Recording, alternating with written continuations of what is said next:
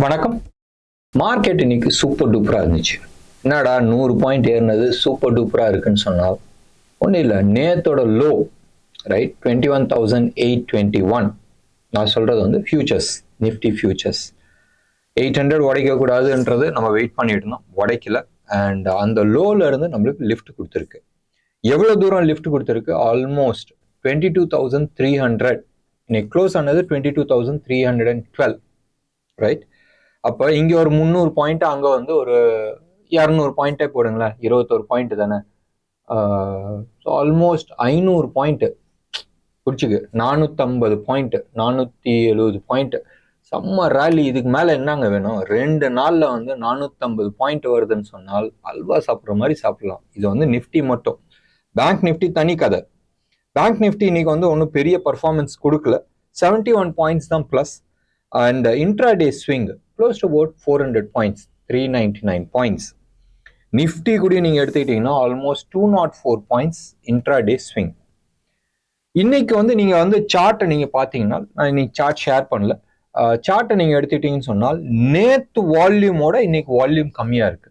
நேத்தே வந்து சொல்லியிருந்தேன், ஃப்ரைடே வால்யூமோட ஒரு 10% தான் மேல இருந்துச்சு. தோ சார்ட் வைஸ் அது வந்து பக்கா ஒரு நல்ல ஃபாலுக்கு அப்புறமா ஒரு இம்பார்ட்டன்ட் சப்போர்ட் ஜோன்ல சப்போர்ட் எடுத்து ஒரு ஹேமர் ஃபார்மேஷன் கொடுத்துருக்கு. அண்ட் இன்னைக்கு டெக்னிக்கலி அந்த ஹையை வந்து உடைச்சிச்சு. இது எல்லாமே வந்து சூப்பர் டூப்பர் செட்டப். பட் என்னைக்குமே வந்து ஃபாலோ ஆன் ரைட். நேத்து வந்து ஒரு ரிவர்சல் பேட்டர்ன் கொடுத்துச்சுனால் இன்னைக்கு அந்த ஃபாலோ ஆன்ல வந்து உங்களுக்கு வால்யூம் இருக்கணும். ஒரு பேஷண்ட் ஐசியூல படுத்துட்டு இருக்கும்போதும் பென்சிலின் இன்ஜெக்ஷன் கொடுக்குறாங்க, இல்லை ஒரு ஸ்டீராய்டு கொடுக்குறாங்க, இல்லாட்டினா நம்ம செலைன் ஏற்றுறாங்கன்னு வச்சுங்களேன், பேஷண்ட் ஏந்திரிச்சு உட்காரணும். ஏந்திரிச்சு உட்காரலன்னு சொன்னால் வேற எங்கேயோ தப்பு இருக்குன்றது தான் அர்த்தம். 2 தப்பு தான் இருக்கணும் ரைட். குத்துற ஆள் சரியா இருக்காது, இல்லை குத்துற மருந்து சரியில்லை. டெக்னிக்கல் அனாலிசிஸ்ல எப்பயுமே நம்ம வந்து சார்ட் பேட்டர்ன்ஸ் பார்ப்போம், வால்யூம் பார்ப்போம், மொமெண்டம் பார்ப்போம். இது அடிக்கடி நம்ம சொல்லிட்டு இருக்க ஒரு விஷயம். அண்ட் வால்யூம் இல்லாத வந்து ட்ரேட் ஆகிட்டு இருக்கனால ஒரு சின்ன சந்தேகம்.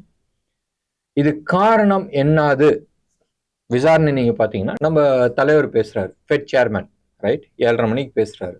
அவர் எது பேசினாலும் ஊருக்கு பிரச்சனை தானே. அது வேற இப்போ கிரிட்டிக்கல் சுச்சுவேஷன்ல உட்காந்துட்டு இருக்கோம். அண்ட் என்ன பேசுறாங்கன்றது நம்ம வெயிட் பண்ணி பார்க்கணும். ஒன்று, நாளைக்கு வந்து அவங்களோட டேட்டாஸ் இருக்கு, சிபிஐ டேட்டாஸ் இருக்கு. நேற்று நம்மளோட டேட்டா இருந்துச்சு. இன்னைக்கு காலையில நான் வந்து இன்டர்பிரிட்டேஷனை வந்து தப்பா நான் சொல்லிட்டேன். இன்ஃப்ளேஷன் 11 மந்த் ஹைன்னு சொல்லிட்டேன். ஆக்சுவலா 11 மந்த் லோ ரைட். ஸோ அதோட எஃபெக்ட்ஸும் வந்து இருக்கு.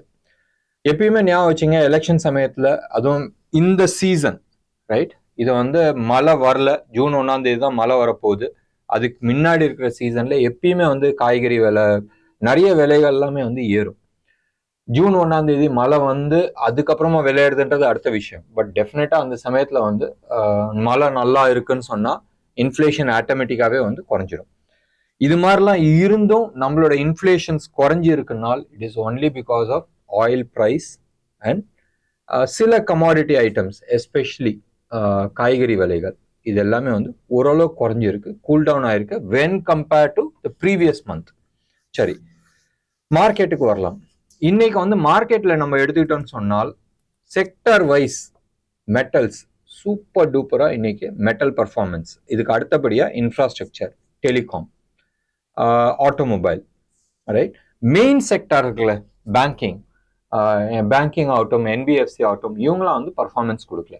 மெட்டல்ல நம்ம வந்து கூவி சொல்லிட்டு இருந்தோம், பாருப்பா ஹிண்டல்கோ, ஹிந்து காப்பர், இவங்களாம் வந்து ரொம்ப நல்லா இருக்குன்றது ஒன்று சொல்லியிருந்தோம். மெட்டல்ல வந்து இதே மாதிரி எப்படி ஹிந்து காப்பர், ஹிண்டல்கோ வருதுன்னா அதே மாதிரி தானே உங்களுக்கு வந்து மேல நேஷனல் அலுமினியமும் வரணும் ரைட். நால்கோ இன்னைக்கு வந்து ஆல்மோஸ்ட் 7% அப். இவங்க 2 பேருமே ஒரே வியாபாரம் தான். நேஷனல் அலுமினியமும் சரி, ஹிண்டல்கோவும் சரி, அலுமினியம் பிசினஸ் தான். இதே மாதிரி தான் வந்து உங்களுக்கு ஹிந்து காப்பரும் வேதாந்தாவும் ஒரே பிசினஸ்ல தான் வந்து இருக்கிறாங்க. இதெல்லாம் இருக்கட்டும். ஆக மொத்தம் இன்னைக்கு மெட்டல் சூப்பர் டூப்பரா இருந்துச்சு. மெட்டல்னு சொல்றோட அந்த சார்ட் பேட்டர்ன்ஸ் ரைட், எல்லாத்தோட சார்ட் பேட்டர்னும் ஒரே ஈக்குவலண்ட்டாக இருந்துச்சு. நேஷனல் அலுமினியம் ஆகட்டும், செயில் ஆகட்டும், வேதாந்தா ஆகட்டும். வேதாந்தா இஸ் தனி கேட்டகரி, நம்ம அதை பற்றி தனி வீடியோ போட்டிருக்கோம். வேதாந்தாவை தனியாக தூக்கி வச்சுருந்தேன். Hindu copper, national aluminium or நம்ம ஹிண்டல்கோ, இவங்க எல்லாமே வந்து ஒரே பேட்டர்ன். அழகாக ஒரு போல், ஒரு ஃப்ளாக் ஃபார்மேஷன், வால்யூம் லோவாக வந்து கீழே விழுந்துருந்துச்சு. ஒரு பிரேக் அவுட் இன்னைக்கு. இது இன்னமும் ஹையா போறதுக்கான அதிகபட்சம் சான்சஸ் இருக்கு. வரும்ன்றது ஏன் சொல்லன்னு சொன்னால், சப்போஸ் நாளைக்கு மார்க்கெட் கீழே விழுந்துச்சுனால், ரைட், நான் இன்னைக்கு காலையிலே வந்து நான் சொல்லியிருந்தேன் 22,520 அதுக்கு மேல க்ளோஸ் ஆகணும். ப்ரைஸ் க்ளோஸ் ஆனாதான் உங்களுக்கு வந்து ஃபர்தர் அப்சைடுக்கான சான்சஸ் இருக்கு. இது வந்து continuation of yesterday's short covering. So short covering முடிஞ்சிருச்சு. இதுக்கு மேலே மற்ற ஃபேக்டர்ஸ் எல்லாமே வரணும். அது வந்தால் தான் வந்து ஃபர்தர் அப்சைடுக்கான பாசிபிலிட்டிஸ் இருக்கு. ஆயில் அண்ட் நேச்சுரல் கேஸ் நீங்கள் எடுத்துக்கிட்டீங்கன்னா, நேற்றுல இந்த கேஸ் ஐட்டம் எல்லாம் பர்ஃபார்ம் பண்ணல. இன்னைக்கு கேஸ் எல்லாமே பர்ஃபார்ம் பண்ணியிருக்கு. கெயில் ஆகட்டும், MGL, IGL, ONGC, Gujarat gas, இவங்களாம் வந்து டாப் பர்ஃபார்மர். நேற்றும் சரி இன்னைக்கும் சரி நடுநிலை ரிலையன்ஸ் வந்து 3000 இருந்து கீழே விழுந்து அங்கேருந்து மறுபடியும் மேலே வரல. அது அந்த ஜோன்லேயே வந்து கன்சாலிடேஷன்ஸ் ஆகிட்டு இருக்கு. பார்க்கலாம் நம்மளோட 3000 கால் ஆப்ஷன் என்ன ஆக போகுதுன்றது நம்ம பார்க்க வேண்டிய ஒரு விஷயம். இன்னமும் நான் ஹோல்டிங்கில் தான் அது வச்சிருக்கிறேன். ஆட்டோ செக்டர் இன்னைக்கு வந்து டிவிஎஸ் ஆகட்டும், எம்என்எம் ஆகட்டும், பாஷ் ஆகட்டும். பாஷ் அரௌண்ட் 29,000லேயே நம்ம வந்து அதுக்கான அப்சைட் டார்கெட் பற்றி நம்ம பேசியிருந்தோம். சம்வேர் க்ளோஸ் டு அபவுட் 33 வரைக்கும் பேசியிருந்தோம். இன்னைக்கு வந்து 31 ட்ரேட் ஆகிட்டு இருந்துச்சு. நடுப்புற எஃப்எம்சிஜியில் ஒரு சில ஸ்டாக்ஸ், மேலே இருக்கிற ஒரு சில ஸ்டாக்ஸ் வந்து ஓரளவுக்கு பர்ஃபார்ம் பண்ணிச்சு.